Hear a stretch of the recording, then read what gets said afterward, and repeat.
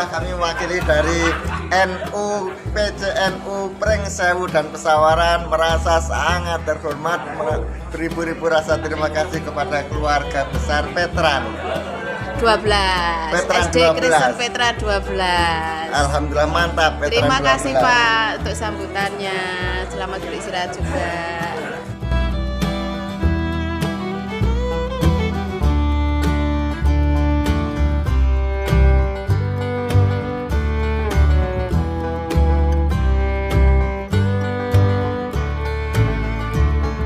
Sampai jumpa lagi.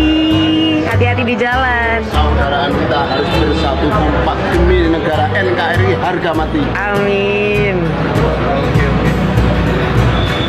Terima kasih Pak, hati-hati. Terima kasih Pak ya, Ibu ya. Iya, sama-sama. Assalamualaikum warahmatullahi wabarakatuh. Alhamdulillah, salatu wassalamu ala rasulillah, amma ba'd. Kaum muslimin yang dirahmati Allah subhanahu wa ta'ala.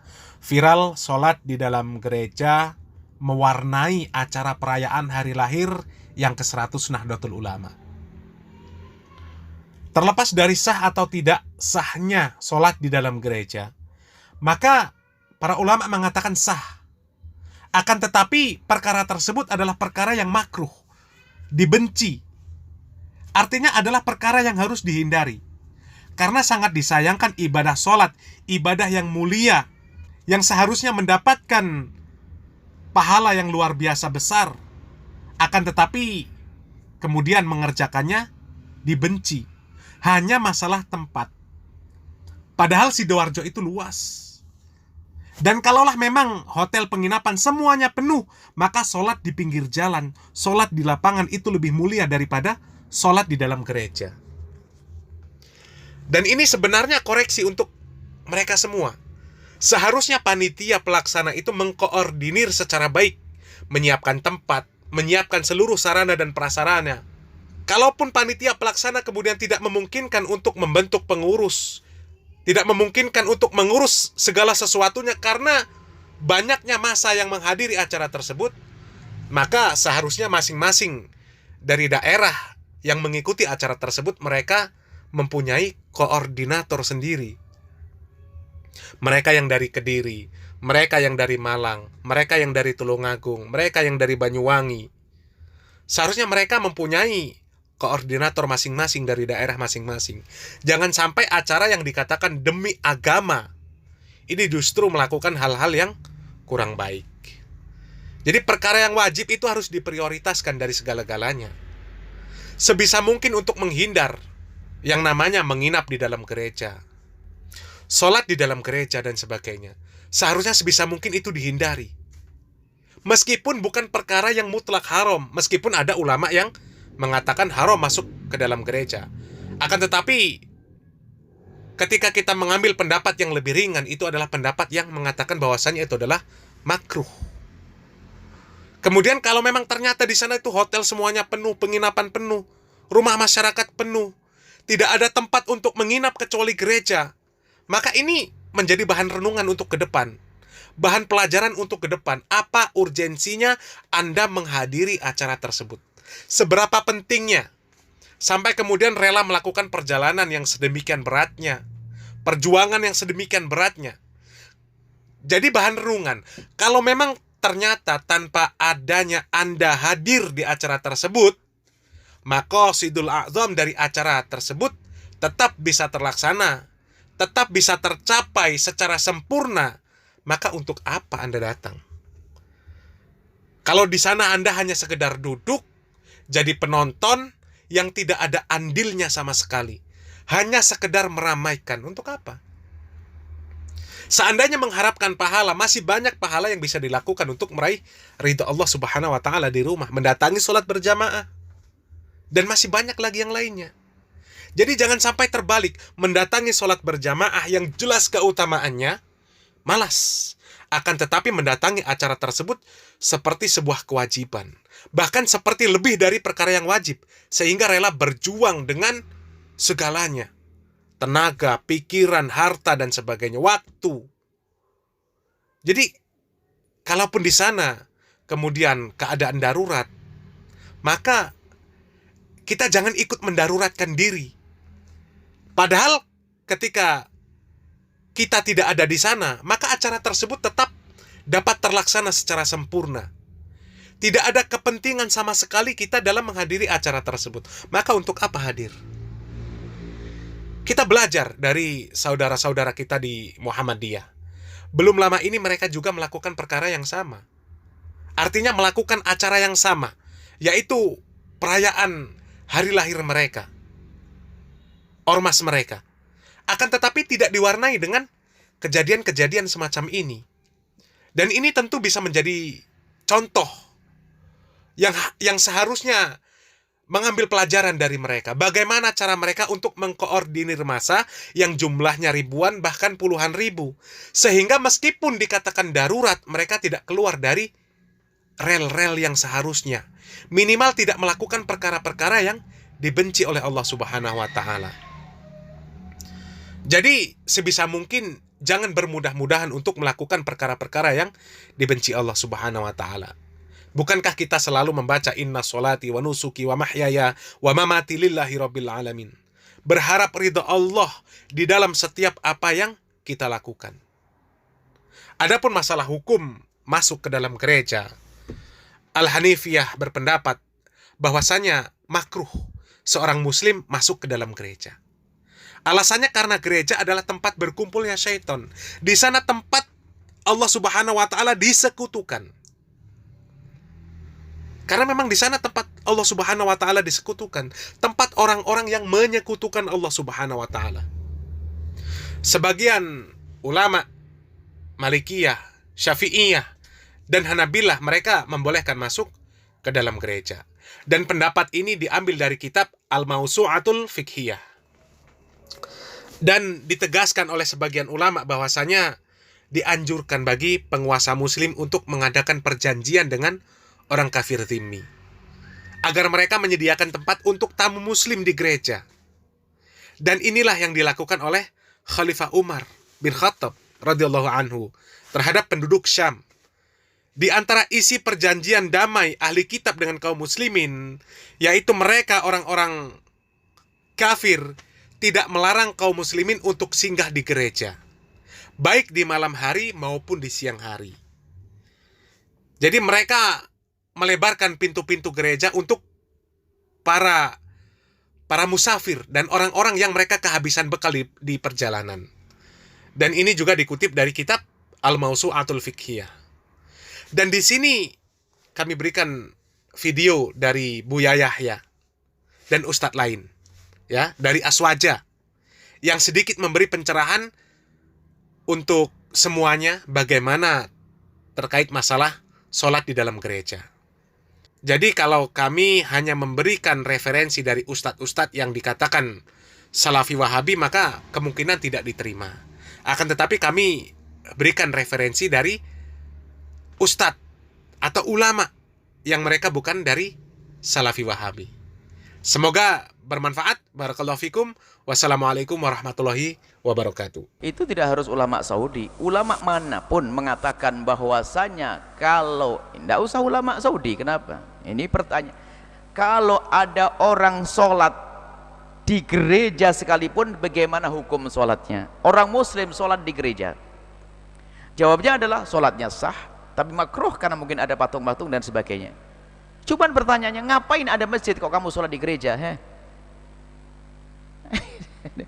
Ini ulama membahas tentang sah dan tidaknya sholat. Kenapa dikatakan tidak sah? Wong bumi Allah semuanya suci, kok kita boleh sholat di mana saja. Jadi sholat di gereja juga sah. Cuman aneh bener kamu nih kok sholat di gereja, tidak punya masjid kamu. Makanya sholat di gereja atau di tempat yang ada patung, ada gambar-gambar sesembahan, maka hukumnya makruh. Hukumnya makruh. Nah, itu saja. Jadi tidak harus ulama dari mana-mana. Jadi ini hukumnya para ulama mengatakan bahwasanya sholat di mana saja. Kalau bicara sah, sah. Itu maknanya sah. Dan sah itu bukan berarti kita harus melakukannya. Mohon maaf ibu, sholat di atas genteng sah enggak? Besok sholat di atas genteng ya? Masa ngomong, itu orang sakit. Jadi begitu, itu makna sah. Jadi membaca fikih itu beda antara sah sama yang harus dilakukan. Sholat di jalan raya sah atau tidak? Sah. Aneh, tangkap polisi. Nah, jadi beda antara bicara sah sama sesuatu yang dianjurkan. Maka sholat di gereja, di tempat ibadah, di Borobudur sholat sah, di sampingnya berhala sah. Kita tidak menyembah berhala kok. Cuman ulama mengatakan makruh. Itu saja. Wallahu a'lam bishawab. Apa hukumnya orang Islam masuk ke dalam gereja disebabkan karena pekerjaan, misal pengasuh anak untuk non-muslim? Subhanallah jamaah ya. Inilah kehidupan. Angin bertiup tidak sesuai dengan keinginan nelayan. Tapi apa daya seorang hamba? Maka dia menerima takdir ilahi. Tapi dia tetap belajar tentang hukum-hukum Allah yang berkaitan dengan pekerjaan dia. Apabila pekerjaannya haram, maka dia harus tinggalkan. Apabila pekerjaannya abu-abu, maka dia berhati-hati. Apabila pekerjaannya halal, hendaklah dia bersyukur dan menjaganya. Berkaitan dengan hukum masuk gereja. Anda akan baca fatwa para ulama ya. Disebutkan bahwasanya para ulama berbeda pendapat tentang hukum masuk gereja. Hukum masuk gereja lah. Tanpa ada urusan orang mau masuk gereja gimana. Ada beberapa pendapat ulama. Yang pertama yang mengatakan haram masuk gereja. Ada urusan gak ada urusan. Dan ini pendapat ulama Hanafiyah, ulama Syafi'iyah yang mengatakan haram.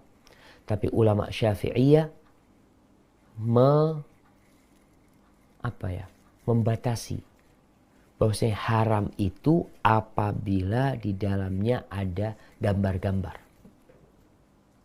Gambar yang digambarkan Nabi Isa alaihissalam, Yesus, Bunda Maryam, yang kita lihat biasanya gambarnya.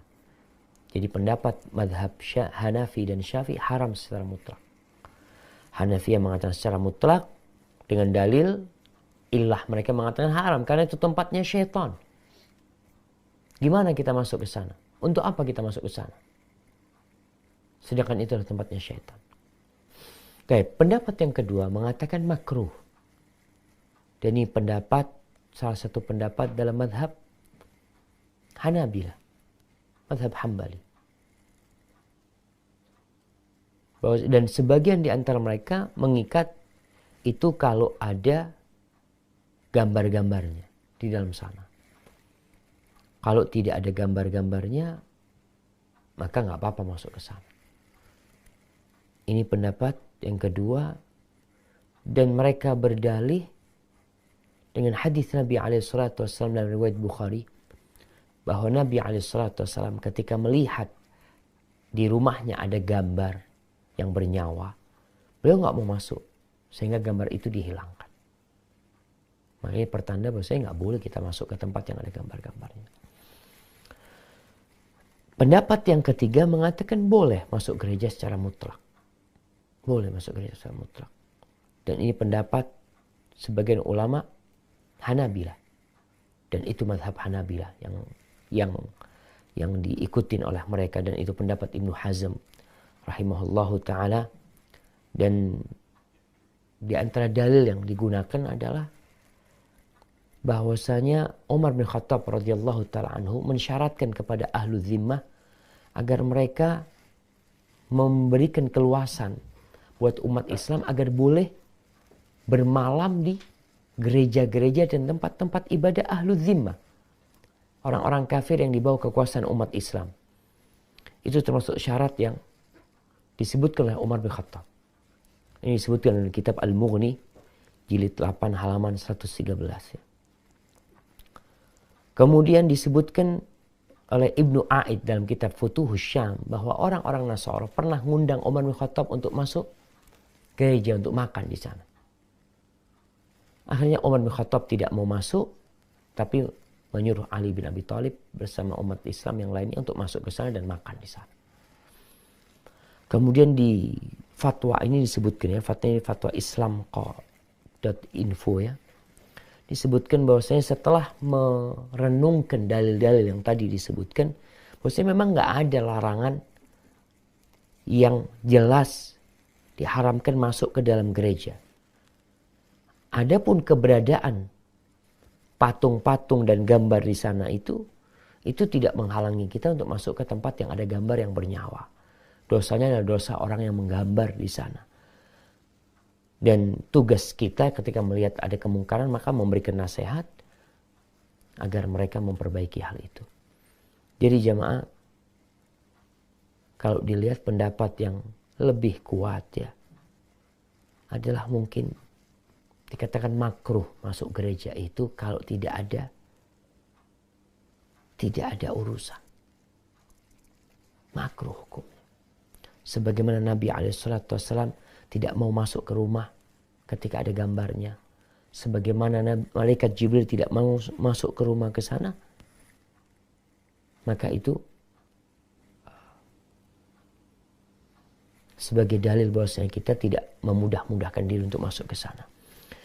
Dan di fatwa Lajnah Daimah mengatakan bahwasanya in kana dhahabuka ilal kanisa limujarrad idhari tasahul fala yajuz. Kalau masuknya engkau ke gereja hanya untuk menampakkan kita umat yang toleransi, kita umat yang baik hati, maka tidak boleh. Kalau hanya itu tujuan.